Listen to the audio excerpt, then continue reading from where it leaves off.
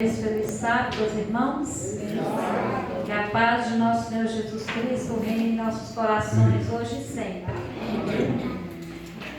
Irmãos, hoje nós vamos ver aqui no livro de Atos 9, a partir do verso 10, a visita de Ananias. Mas a gente estuda o livro de Atos e a gente vê muita a história dos discípulos, né? E principalmente Paulo. Eu faço aqui, Paulo ele está assim, numa mensagem central aqui nos livros, né, de Atos, nos restantes dos livros dele aqui, bastante interessante. Mas hoje eu quero falar um pouquinho sobre Ananias. A visita de Ananias. Amém? Amém. Ora, havia em Damasco um discípulo chamado Ananias. Disse-lhe o Senhor numa visão: Ananias, ao que respondeu: Eis-me aqui, Senhor. Então o Senhor lhe ordenou: Dispõe-te e vai à rua que se chama Direita. E na casa de Judas procura por Saulo, apelidado por de Tarso, pois ele está orando. E viu entrar um homem chamado Ananias e impôs-lhe as mãos para que recuperasse a vista. Ananias, porém, respondeu: Senhor, de muito tenho ouvido a respeito desse homem. Quantos males tem feito aos teus santos em Jerusalém? E para aqui trouxe autorização dos principais sacerdotes para prender a todos os que invocam o teu nome. Mas o Senhor lhe disse: Vai, porque este é para mim um instrumento escolhido para levar o meu nome perante os gentios e reis, bem como perante os filhos de Israel. Pois eu lhes mostrarei quanto lhe importa sofrer pelo meu nome. Então Ananias foi e, entrando na casa, impôs sobre ele as mãos, dizendo: Saulo, irmão, o Senhor me enviou, a saber, o próprio Jesus que te apareceu no caminho por onde vinhas, para que recuperes a vista e fique cheio do Espírito Santo.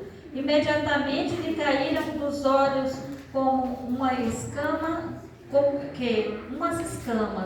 e tornou a ver, e a seguir levantou-se e foi batizado.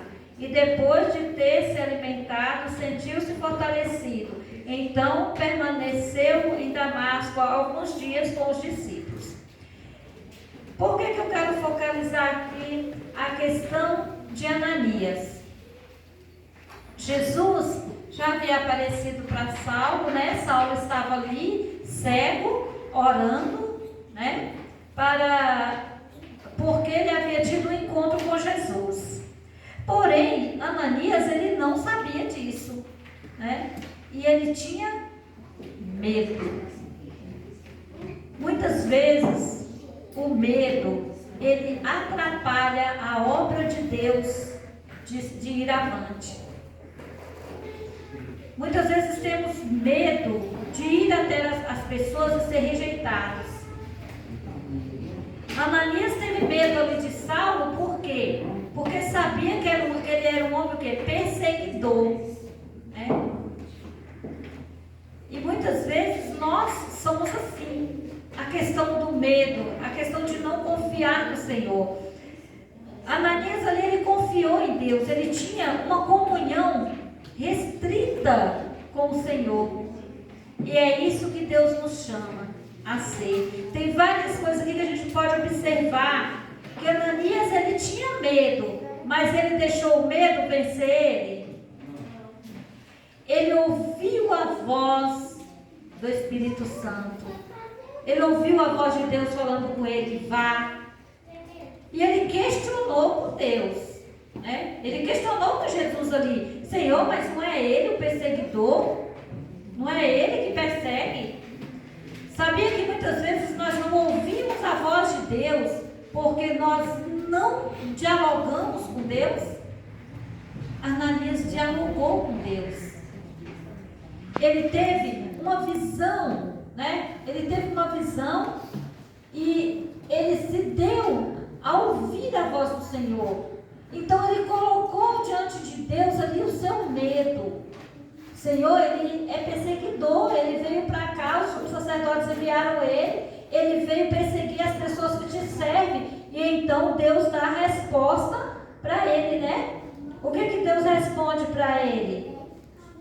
Vá, porque este é para mim um instrumento escolhido para levar o meu nome. Olha só. Quantos escolhidos de Deus está aí pelo mundo esperando por cada um de nós? Quantos escolhidos de Deus, né? Que são pessoas que hoje nós olhamos para ele e não damos nada por ele. As pessoas olhavam para Saulo e não davam nada por ele, a ponto de questionar com Deus. Mas Deus disse, olha, não, aquele é o meu escolhido. Então não cabe a nós escolhermos as pessoas que são escolhidas do Senhor. Não cabe a nós decidirmos quem nós vamos pregar e a quem nós não vamos pregar. Muitas vezes nós passamos pelas pessoas e não temos coragem de tirar um folheto para entregar para ela, porque achamos que essa daí já está numa situação aí, deixa do jeito que está, porque já não tem mais jeito para ele. E não pode ser assim.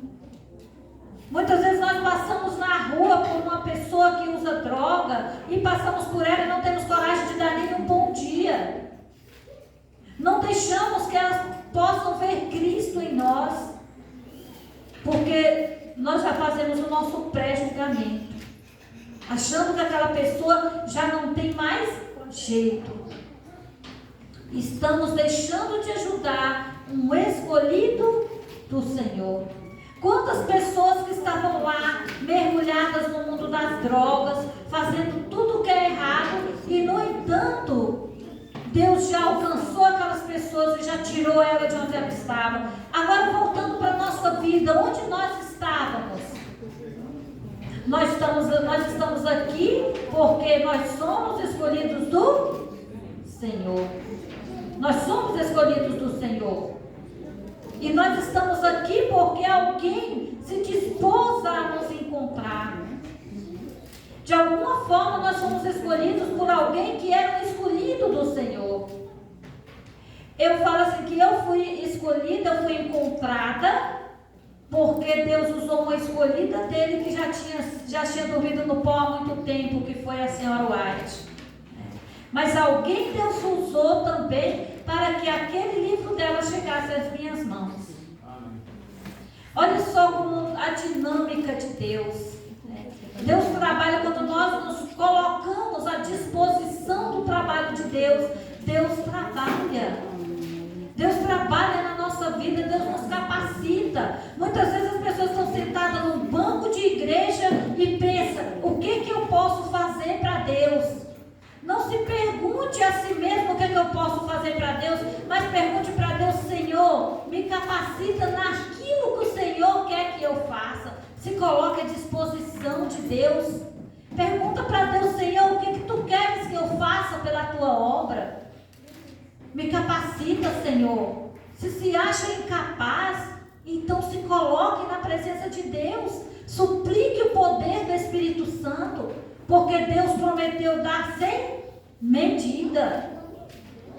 Nós sabemos ao longo da história o que Deus fez na vida e como Deus usou Paulo. Mas foi preciso ele usar um filho seu ali com medo para ir lá, né, para ajudar ele. Foi preciso alguém dar a mão para ele. E assim tem muitas pessoas aí no mundo precisando que estendamos a nossa mão para ajudar. Deus, ele nos usa a partir do momento em que nós nos colocamos na presença dele para isso. Eu digo assim que teve um tempo, como eu já contei aqui na igreja, que eu tinha 2 sobrinhos que eles estavam desaparecidos, né? Desde que a minha irmã faleceu há mais de 30 anos,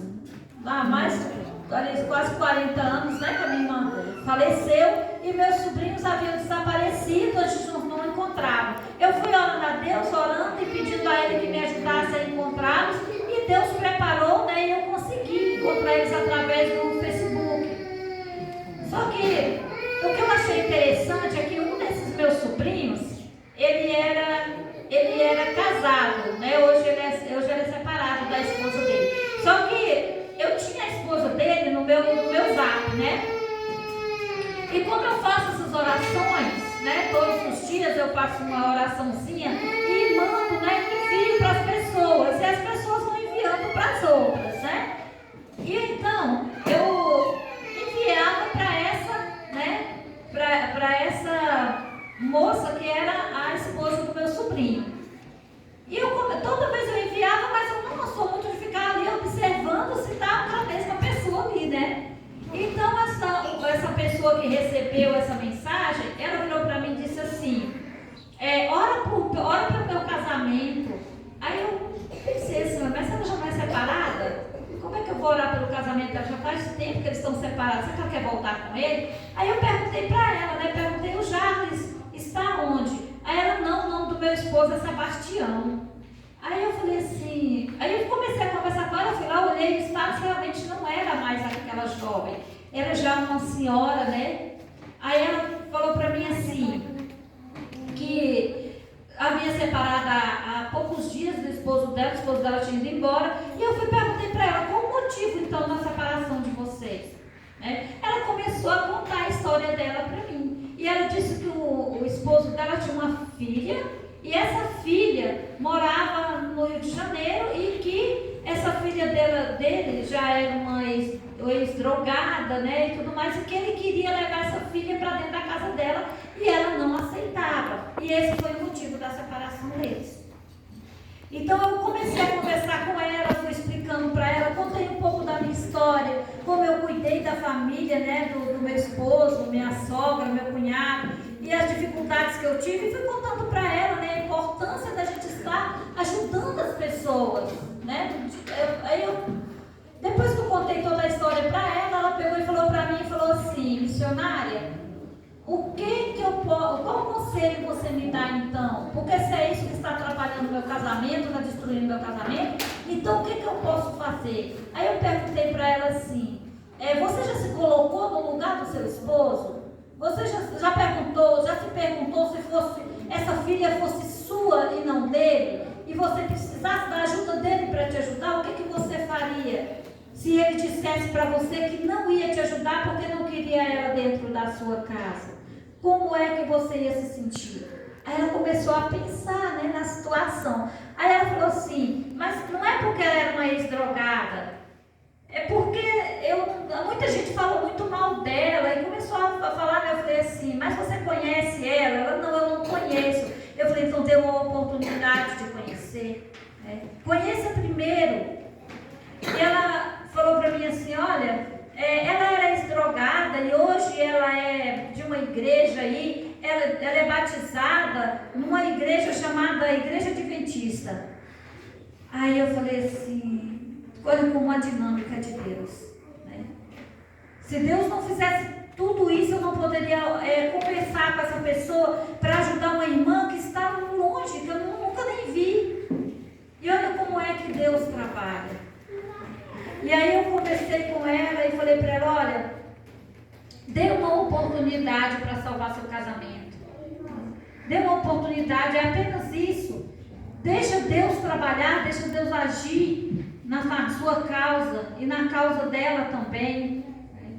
Essa jovem, ela hoje trabalha até com os jovens da igreja. Eu falei, ela é diretora do Ministério Jovem, olha que maravilha, né? Então, você vê como é que Deus trabalha. Deus mostra que as pessoas que estão distantes, quando nós nos disponhamos a fazer a vontade de Deus e nós pedimos para Deus, irmãos, todos os dias quando eu vou fazer esse vídeo, quando eu vou fazer essa oração, antes eu oro a Deus e peço, Senhor, leve aonde o Senhor achar que deve ir. Amém. E alcance pessoas que o Senhor sabe que precisa ser alcançadas.